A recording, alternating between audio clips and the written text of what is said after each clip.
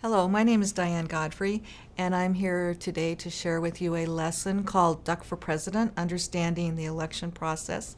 The lesson's intended for third graders and should take you about 2 class periods to complete.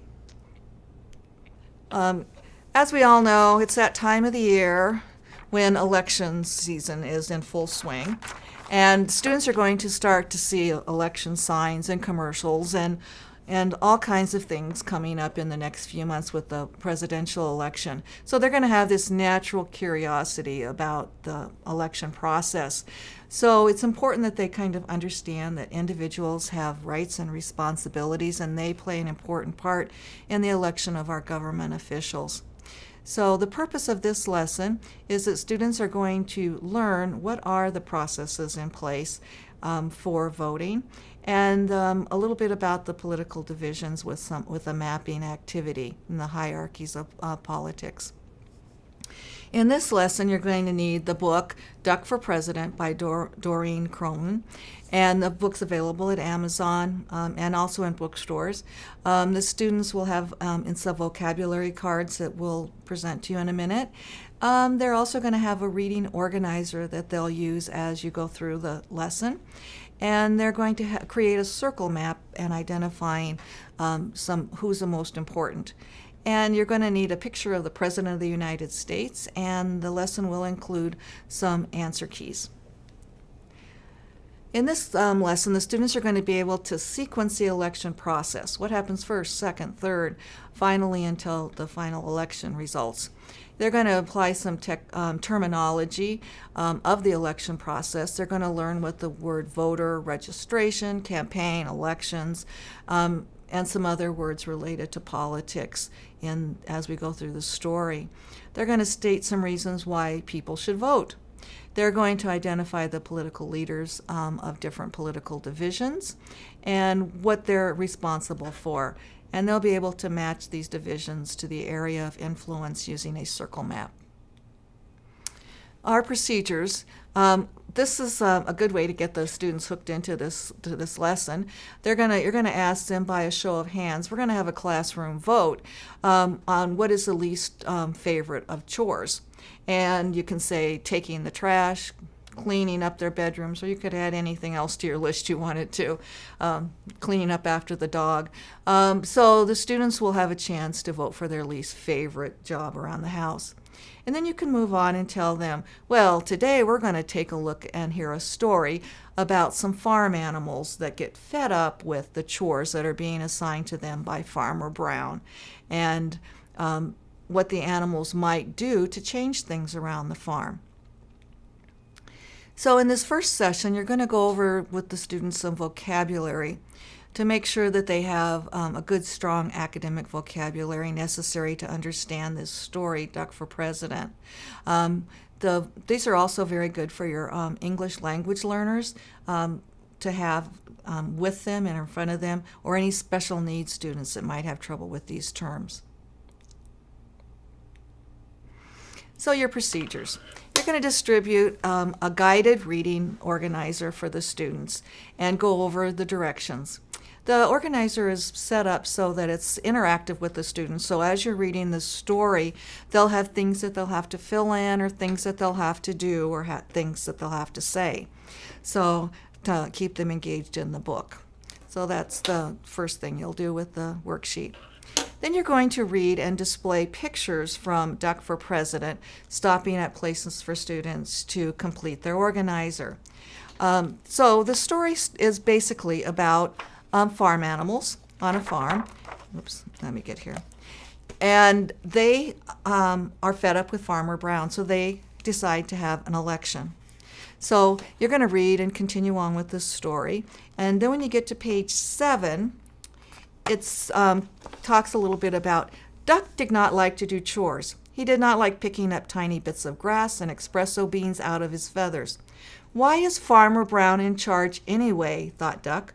What we'll need is an election. He made up signs and hung them in the barn. And this is a place where you can stop and identify what the term election is and the idea of voting. Then you're going to go ahead and you're going to continue on reading the story about the election, and you're going to stop on page 12 and give students a chance to talk about, well, who should be able to vote in this farm election, and explain a little bit about that even in the United States we have some rules about elections and who can vote and what it takes to be a citizen that can vote. You continue on reading the story of Farmer Brown as they go through with the farm elections and decide who's going to vote. And when you get to page 14, you can talk a little bit about the idea that it says, on election day, each of the animals filled out a ballot and placed it in a box. The vote was counted and the results were posted on the barn door. So you can talk a little bit about then the ideas of ballots and how we use ballots in the United States. So Duck gets elected to be in charge of the farm in this story.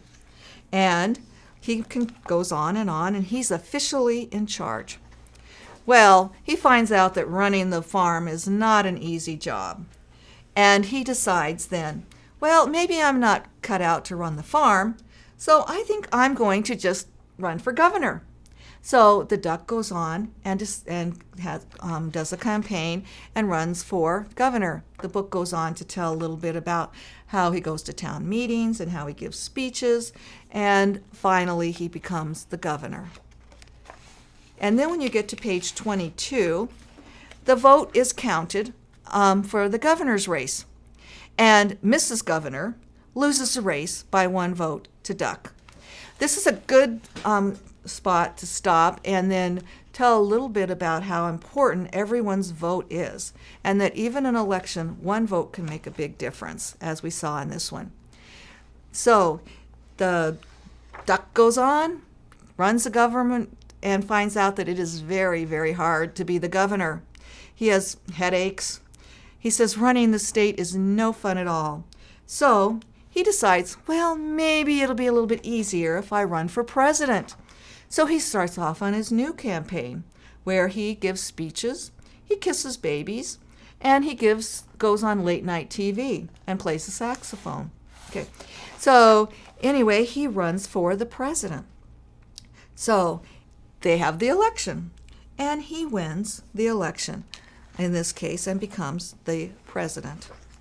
Well, he's going to find out that running the country is also very hard. And at the end of the day, he decides that running the country is no fun at all. So he decides that he's going to check the 1 ads and decide where he's going to go next. And he winds up back on the farm with Farmer Brown. So this is the story of Duck for President. So as you've read the story, you've stopped at several places and asked students to interact with the story. So you finish reading it, and then you have the students, the last page of the worksheet is to sequence the election process. So they'll number those 1 through 7. What happens first, what happens second, what happens third. And that brings you to a closure on the first session of this story. And you'll want to check their numbers to make sure, go over those with them and that they understand the sequence and collect those reading organizers. Then you're ready for the next day. And you're going to show them a picture of the President of the United States and ask them if they know who this is. And then you can talk a little bit about the role of the President and as the leader of the country, of the entire United States. You're going to review with students the story Duck for President and tell them how the farm is a community and a small group of people that live together in the same area. And you'll distribute this worksheet to the students, and they'll follow along with you as you go through this discussion. So on your whiteboard, you're going to draw a circle, and in that circle, you're going to write the word community. And then you'll continue on with this hierarchy with the students and talk a little bit about a city and explain that a city includes communities, and that in the community, you have the farmer in charge. Extend on out to the city, where you may have a mayor in charge of the city, and the mayor's in charge of all of that area.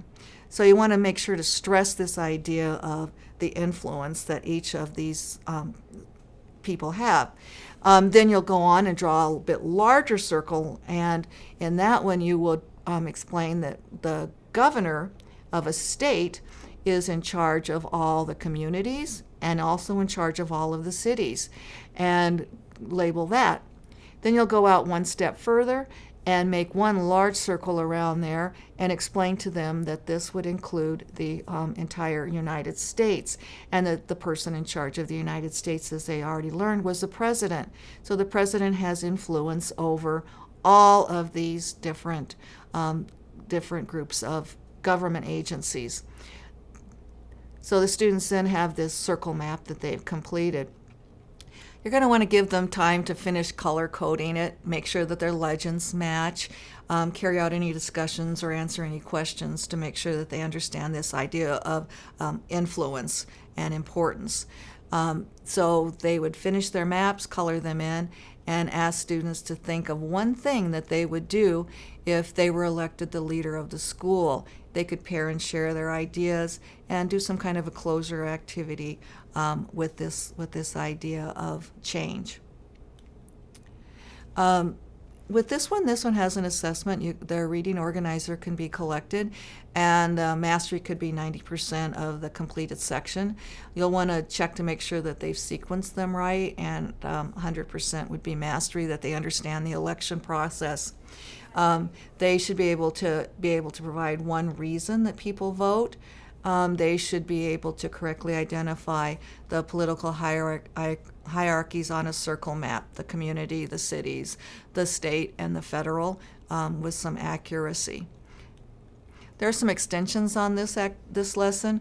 The students could go on and they could become involved political units, and they could add these things. They could learn more political units and add them to their map. They could have a class election if they wanted to. This would be a good extension if you were doing kids voting at your school. There's some kids voting activities, and all kinds of things that might be timely with this being an election year.